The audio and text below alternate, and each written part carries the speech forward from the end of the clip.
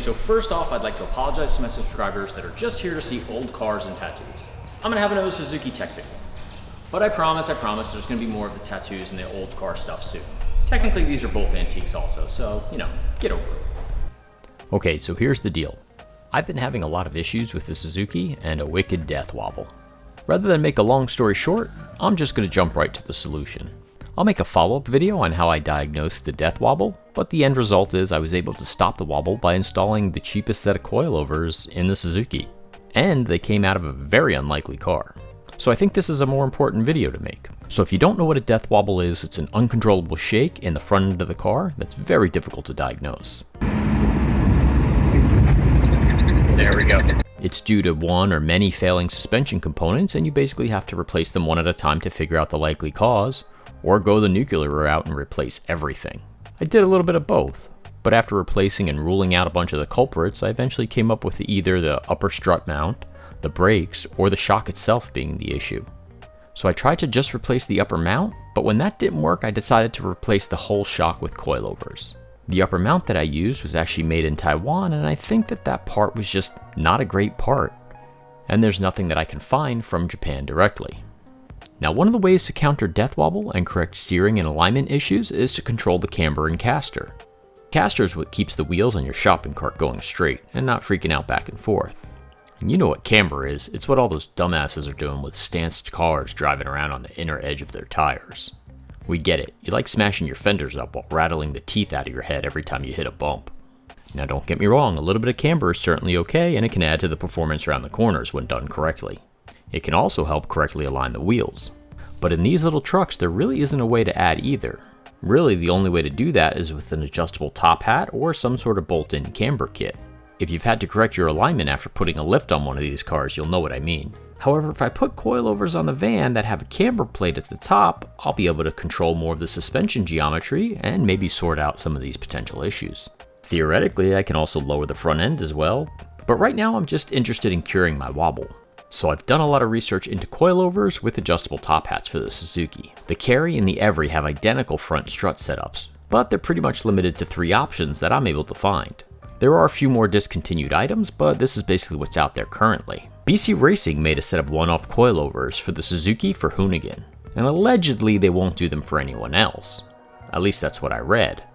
Maybe they will if you dangle enough money in front of them. I didn't ask, but I can't imagine they're going to be cheap. Now Hello Special and Spiegel make them for the Carry and the Every, but they only sell them to Japanese addresses, so you need a reshipper. Occasionally I see them pop up on eBay, but basically at the same very high price. They're going to run you anywhere between 80,000 and 90,000 yen on Amazon Japan or Yahoo Auctions Japan.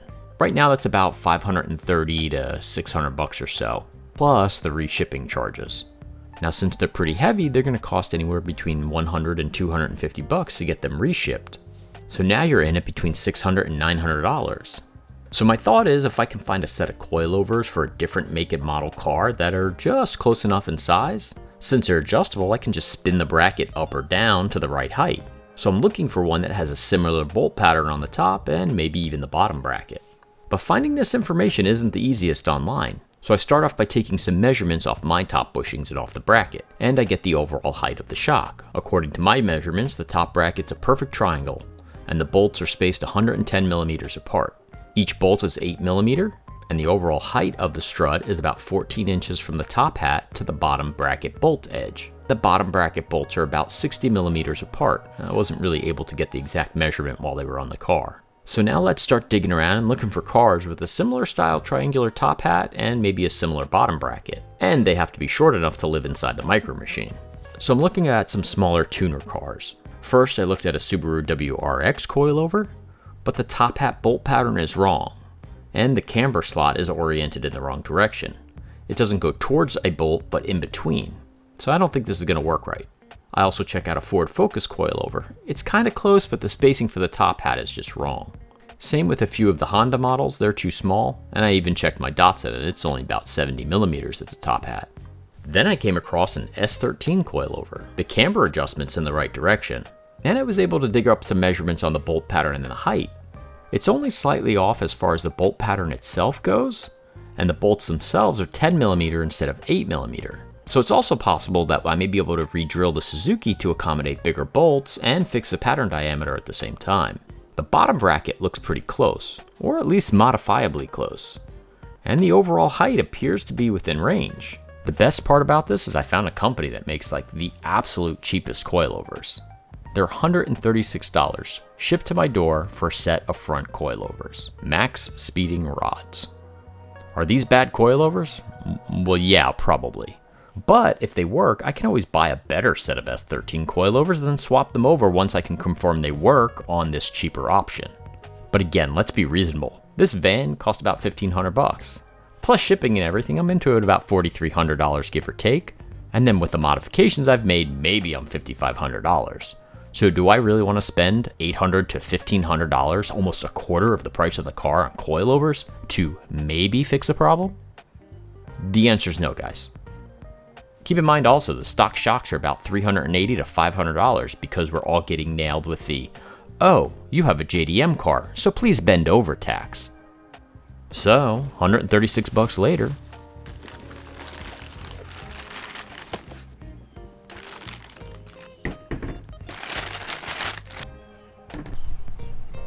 Also, speaking of the JDM bend over tax, I decided on replacing the calipers and brake rotors too as part of this nuclear option.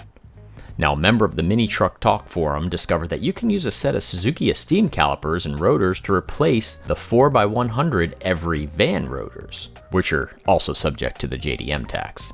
Now, these aren't going to work on all the carries and everys out there. They're only going to work if you have a 4x100 lug pattern. But this is going to allow us to go to the parts store and get everything we need for the brakes locally without having to pay the bend over rate. The stock rotors alone, when I can find them, are about $120 each plus shipping, and I was able to get all the parts necessary for less than $200, including brand new calipers, pads, rotors, brake hoses, shipped to my door. So the first thing we're going to do is remove the wheels and then get the old brakes and shocks off.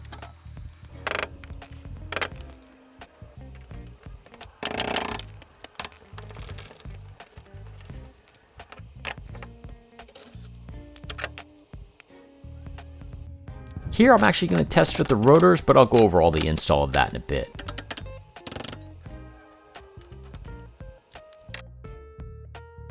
Now that I have the shocks out, I'm really going to be able to check the measurements of the top hats. So I test line up the bolt pattern from underneath, and it's so close. At this point, I'm almost 100% sure this is going to work.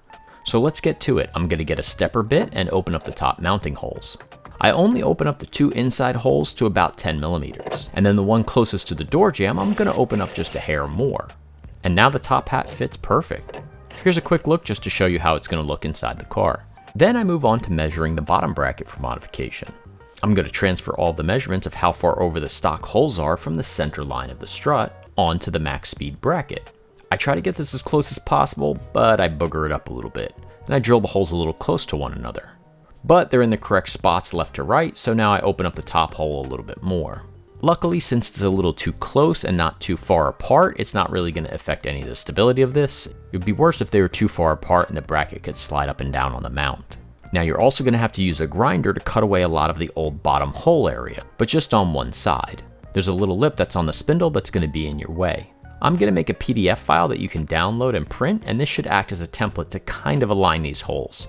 My template's not going to be perfect, but it'll get you closer than guessing. Now once the brackets are modified and cleaned up, I hit them with some primer and some black epoxy paint to keep them rust free. Since the measurement of my shock came up 14 inches from the top hat to the lower edge of the bolt, I'm going to spin this coilover bracket to that point and then tighten the collars. Now I've left the spring height and preload where they were from the factory. I can always adjust it later if I want to lower the car. I'll also be able to raise or lower this as necessary depending on whatever look or tire combination I'm going for. Right now the look is factory wheel geometry.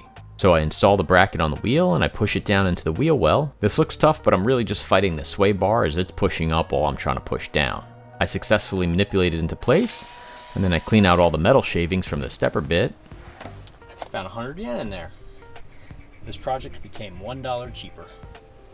And get the top hat snugged up.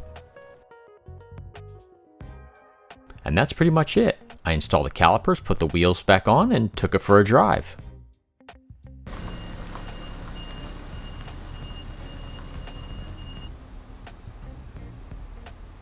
and the wobble is gone. So it was likely the upper mounts that were the problem all along, and replacing them with the cheap parts didn't fix the problem. Like I said, there were a few other things that I tested along the way, and I'm going to have that in a future video. I am going to pause here for some installation notes that aren't really clearly covered in the video. First off, with the brake conversion, after I did the brake conversion, I couldn't get the brakes to fully bleed out. The calipers that I bought are labeled right and left, and that's where I put them. But on a Suzuki Esteem, I think maybe the calipers are on the leading edge of the rotor, which puts the bleeder screw at the top because the caliper is on this side, not this side. Now this is imperative to get all the air out of the system. Even with a vacuum bleeder, I wasn't able to successfully bleed the brakes.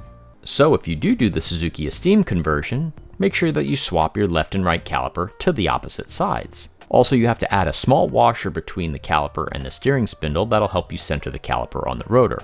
I just grabbed a few 10mm stainless steel cut washers to do the job. Now as for the coilovers themselves, I had to add a couple of washers to the outside seat mount in the front.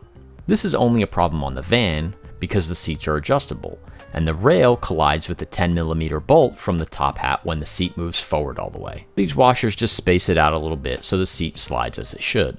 Now I did also reinstall the large rubber grommets that the Every has on the top hats. These usually just kind of pop in place on the bolts, but since we changed this configuration, I just drilled a hole for the damper knob to fit through, and that actually just holds it in place. If you don't put this back in your van, the cabin will have a small opening to the ground below and it could let moisture or fumes in. I adjusted the dampener in the shock to its softest setting. I don't really want a lot of attack on the shock because the springs are so stiff. Are they too stiff? Yeah, well, kind of.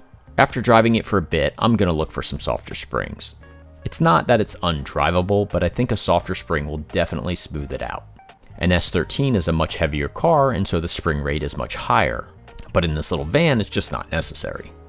So I'm looking for something between a 200 and 300 pound spring for the front. So yeah, the $136 coilover will increase in price a bit, but I'm willing to bet I can find a good spring for around 50 to 100 bucks. So what's the worst case? We have a $236 coilover install, plus a few washers.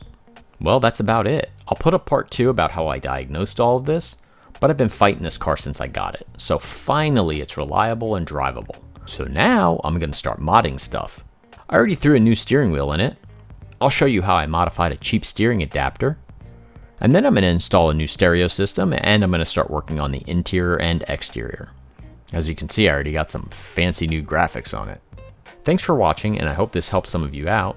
I know this video is a little bit long and kind of specific, but it's a much needed tech for Suzuki K owners. Please feel free to comment below if I left anything out or if you have any other questions. And if you can, hit that like and subscribe button, I'd really appreciate it.